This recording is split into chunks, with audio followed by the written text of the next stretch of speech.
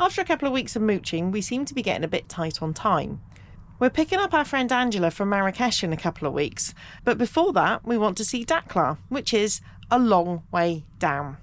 But first, another blooming cave.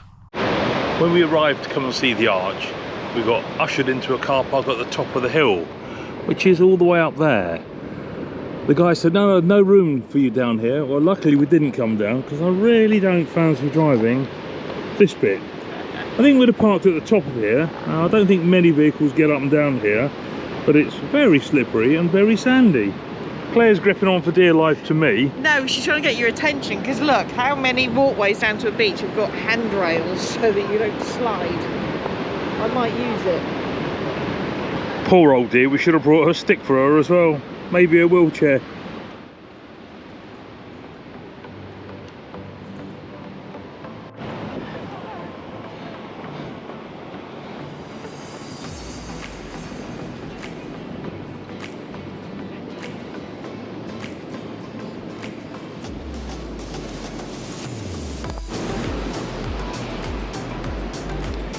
I think by the look of it from here, we've arrived too late to go underneath it, because the tide is really on its way up quick, and the waves are splashing quite far up here, so whether the cave's higher, I don't know. Or Claire will get wet feet, which is quite likely. Claire is hoping that the tide's too far in. Because we all know Claire loves the cave. And water. Millions of tons of dark rock. It's a good job that she has a husband that doesn't make things worse for her, isn't it?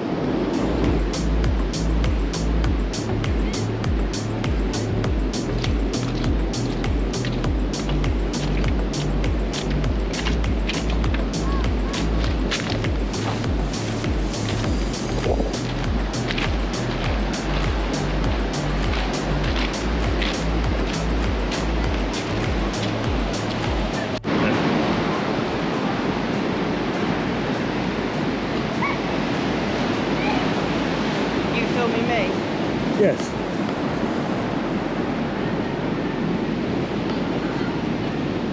So you got video evidence when I have a panic attack.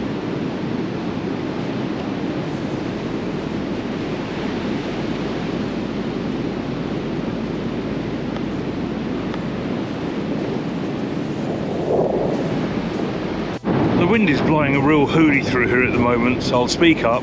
But this arch, this sandstone arch, it looks more like concrete.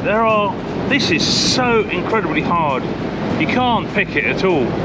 So it doesn't wear away very quick, but look at all the stones in there. It is like a huge lump of red concrete.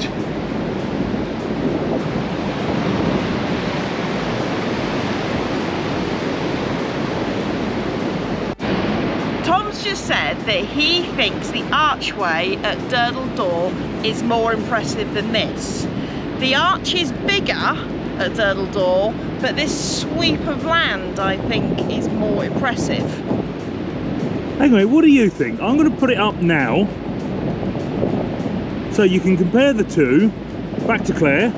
So what do you think? Which one of those two is the better arch? Leave us a comment. I think Durdle. I think this one. This one's got the sand and the sun. That does help, but I think this is much more impressive. Swap sides again.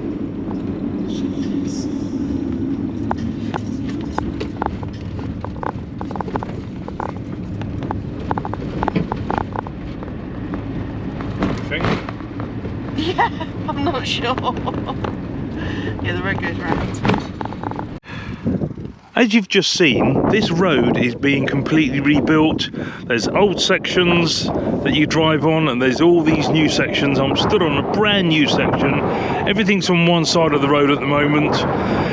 But we've been desperate for a cup of tea and something to eat. We've been driving on this for the last couple of hours. So behind us, oh, the wind's caught up. Behind us is this great big concrete plant. So we stopped here. There we go, stopped. Literally on the new side of the motorway. Everything's on one road, we stopped here for a cup of tea and a bite to eat. So heading back to Tantan on the sea now.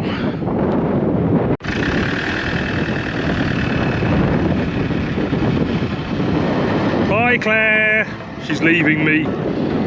So you drive through a little cutout between a mountain and you get these fantastic views in front of you. Unfortunately it's so bright and it's a little bit hazy. It's all the sand being blown up, so you can't see absolutely clearly. But it's like going into an alien world. You can see why they do filming here for like Aliens and Star Wars and all that are being filmed here. It is like an alien world. I mean, absolutely look at these views.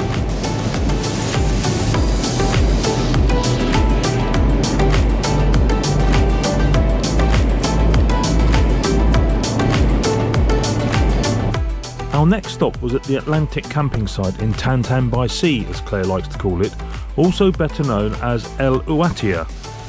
A couple of days of chilling, enjoying the food and visiting the local town before we started the long way down to Dakhla. A journey of just over 500 miles and 2 days, driving south all the way across the Sahara.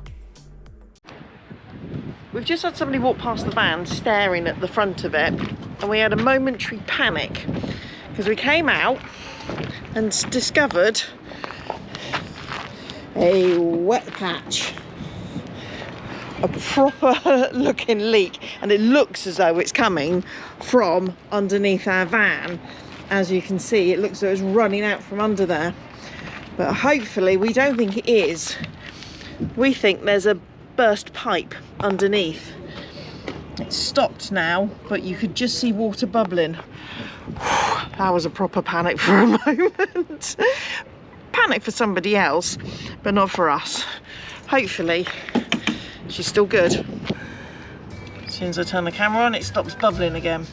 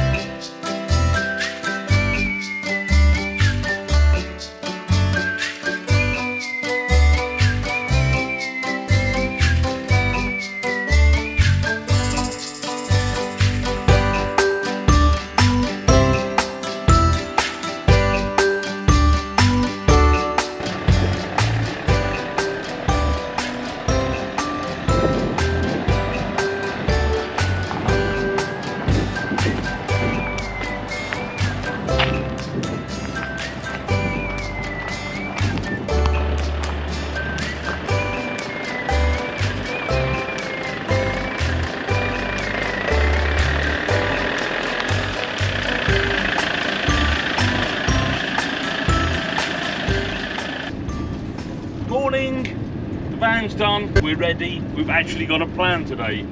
The plan is to get halfway down to Dakhla.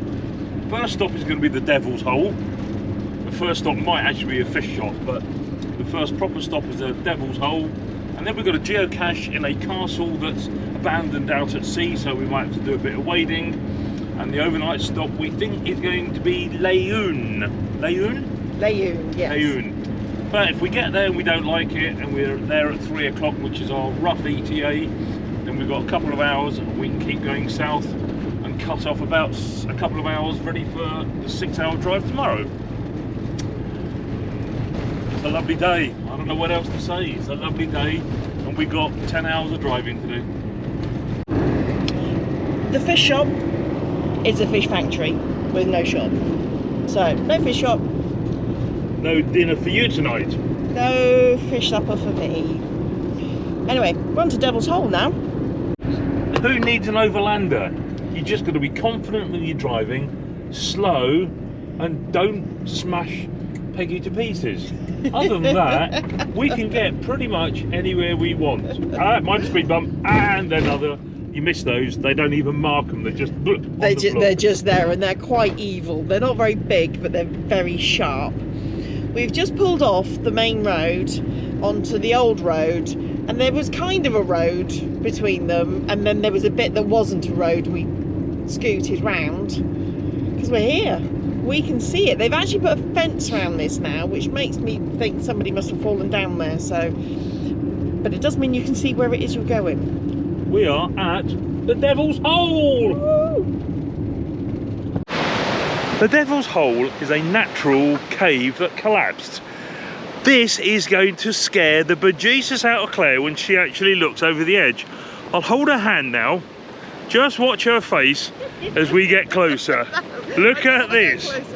Look at that. It's absolutely friggin' awesome.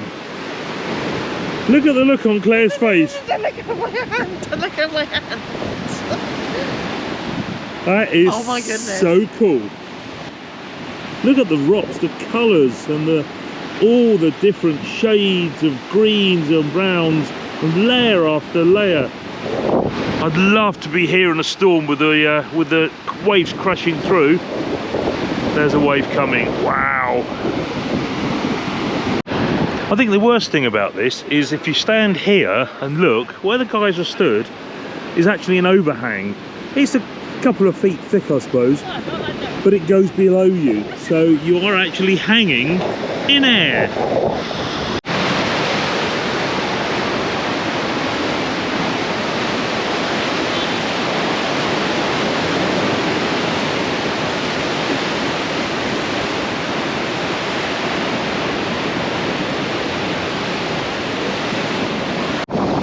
To me, it looks like the entrance of the cave is here. But look at the whole scenery. Really quite rugged, big waves. I don't know what they're doing down there. Fishermen, I presume, putting stuff out. But yeah, really quite choppy the whole way round. So today's geocache is the Devil's Hole. You have to guess how wide it is, how deep it is, how many lines of blue writing on there. I'm not going to tell you because it's earth cache, and you could easily add it to your own if you wanted to. And now we head south another hour and a quarter thereabouts to try and find another geocache, which is located in a castle on a tiny little island that you either have to wade out to or at low tide you can get across. Hasn't been found for a while, but looks like a fun place to go and see anyway. We've arrived at our next geocaching location at Tarfaya. We have a problem. I don't think we're going to be able to do it. And there is the problem. It's in that little castle there on the tiny little island. We've come at the wrong time. It's high tide, or becoming high tide, so we can't get over there. I'm not going to go wading in, are you? Chicken. Off you go then. You watch, you fall over on the sand, let alone in the water with rocks. Oh, I've just said to Claire, it's 2 o'clock, that 24 hours time we won't be here. She called me a dickhead. That's not fair. Why? Cheers. Mint tea, no geocache, and a coffee. With the disappointment of not getting that geocache, this has completely cheered us up. Look at that! It's a grounded ship. That's apparently the ship that used to go from Morocco over to the Canaries that got grounded a few years ago. It's been there I don't know how long. Claire will tell us, or we'll put some comments here later about it. All I know is that the company that owns it won't be granted another license to ship from here to the Canaries until this is recovered.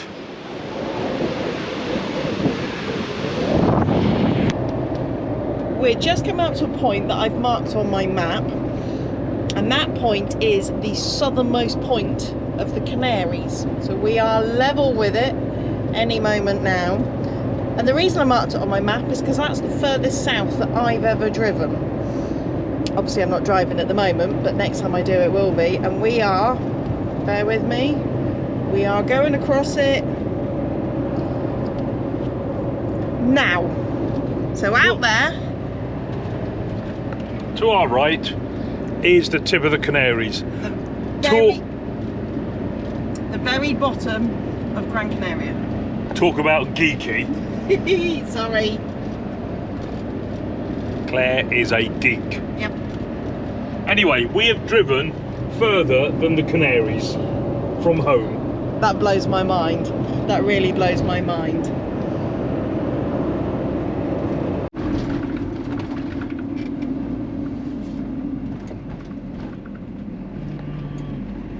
Maybe not. There's a sign the other side as well.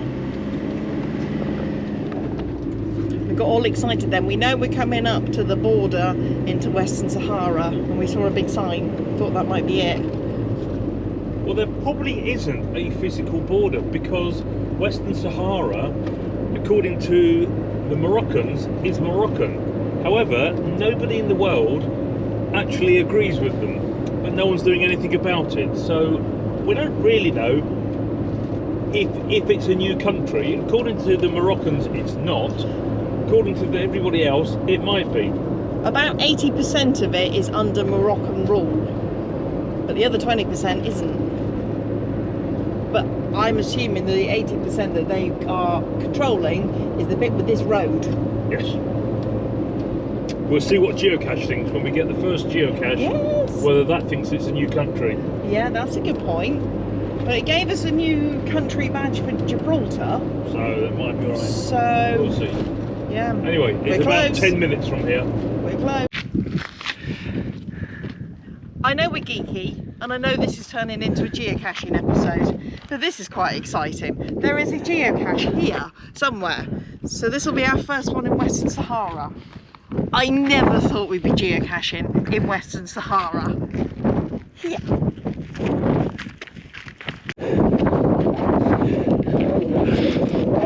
One thing they do say is when you find bottles of pop like this on the side of the road, you don't drink it. Normally it's because it's wee thrown out the van from lorry drivers who don't have time to stop, so they pee into a pot, lob it. Apparently the geocache is here in amongst the pots of pee. It's here under a huge big rock. It's just a little plastic bottle with a little log of paper. We're going to get our name on it. Yes! Yes! Yes! And yes, we did check to make sure there was no dodgy liquid in it first. So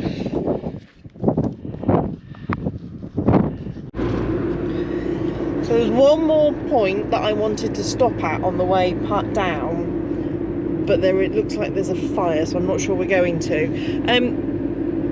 We are going to drive over the longest conveyor belt in the world. It's 61 miles long, I think, and it delivers phosphorus. Apparently it can be seen by space. Astronauts have taken photos of it, and it ends at this factory here by the sea to be shipped out. I need to keep a bit of an eye out to see where it is, and hopefully we can stop and take a photograph of it. This is the world's longest conveyor belt. It's either 61 or 64 miles. Comes from the heart of the Sahara, Western Sahara, where they dig for the phosphorus, and it takes it from the heart all the way to the port for processing.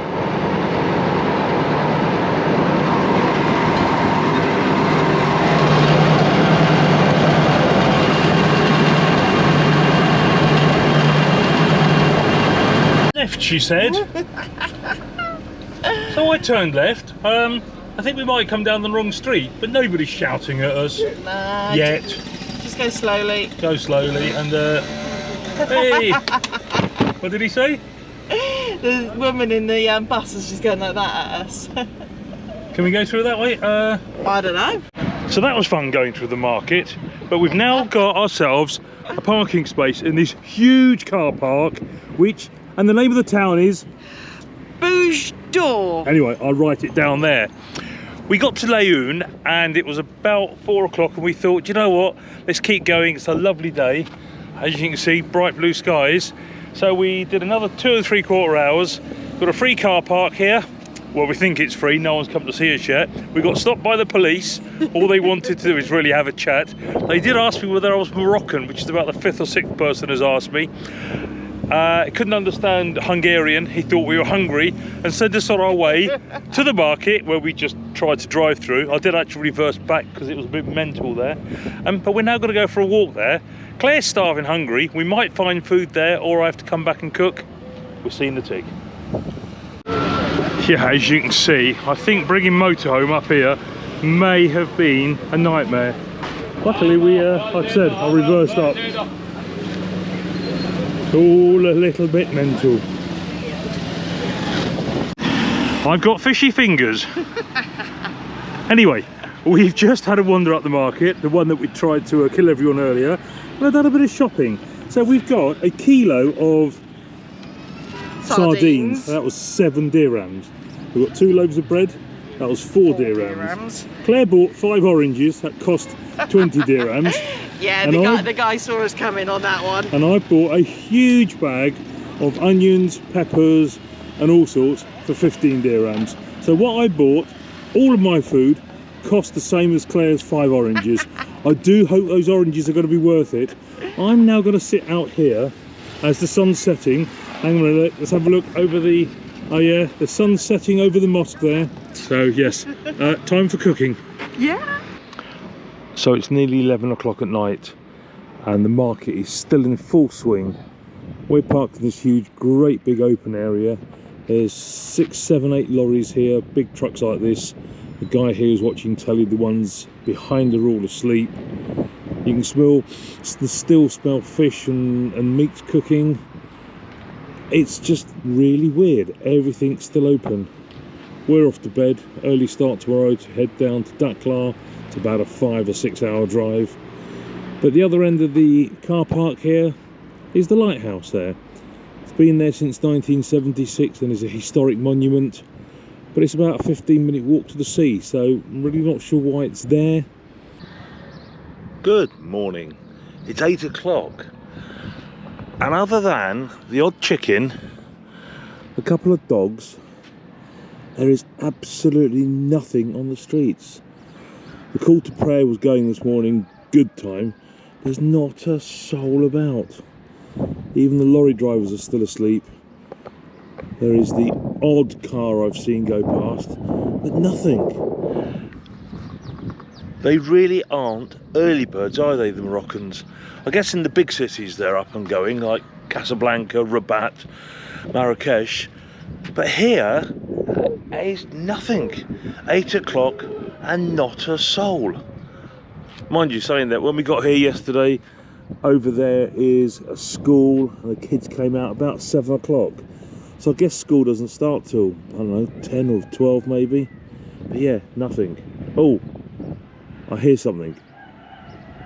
No, it's a car in the distance. Like I say, absolutely nothing. Silent, other than those blasted chickens. The 300 kilometres or just over from our stop last night to Dakhla do feel like they're the longest 300 kilometres ever. It's not boring. The scenery does change a little, and I'll show you. We get some stunning scenery, but it is starting to get boring. And we're only about halfway down at the moment. We seem to have been gone for about 3 hours, so we keep going.